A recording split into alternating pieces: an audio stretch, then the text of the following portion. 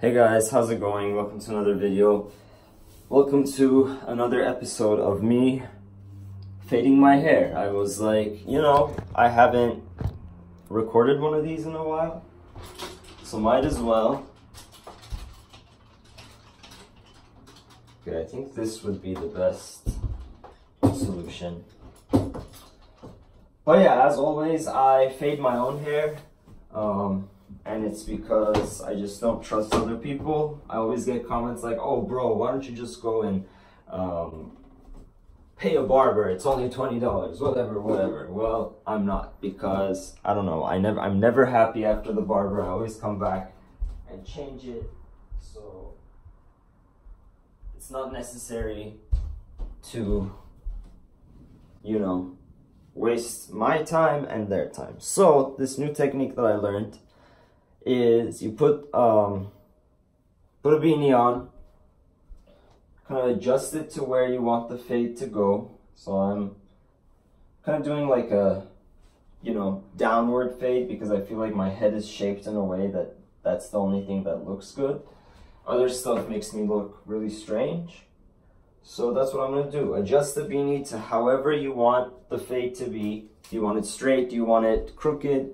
I did it crooked last time like this and I was happy. So maybe it's a good idea. Okay, so let me just remove everything so I don't get hair on my clothes. Okay. So then you're gonna go in with something like this, a close shape cutter. I have this one from Wall, it's stainless steel and I like it. So then you're just gonna go and follow this. That's right. Follow where the line of the hat goes. So see how I'm like following it right up to the brim, making sure everything is nice and even through the sides.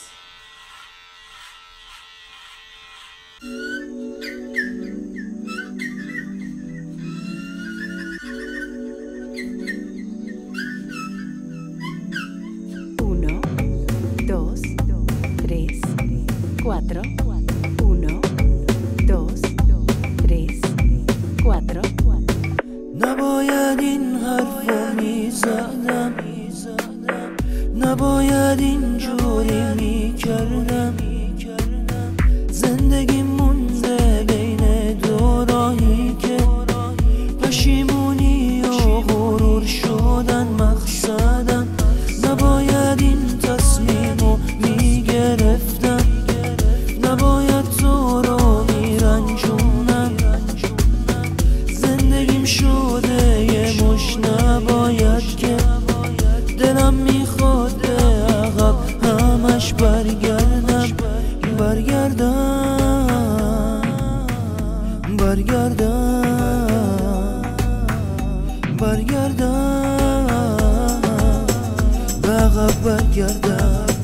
به عقب برگردم.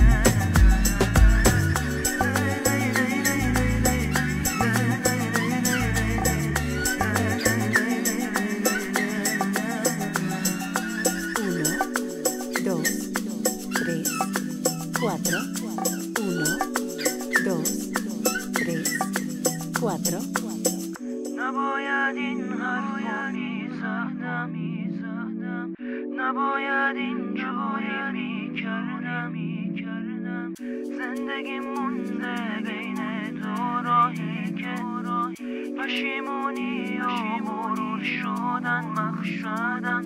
نباید این تصمیمو میگرفتم، نباید تو رو میرنجونم.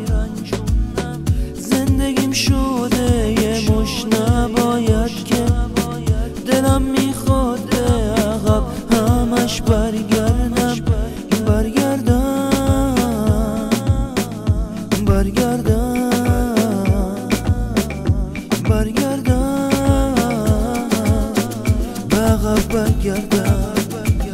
عقب برگردم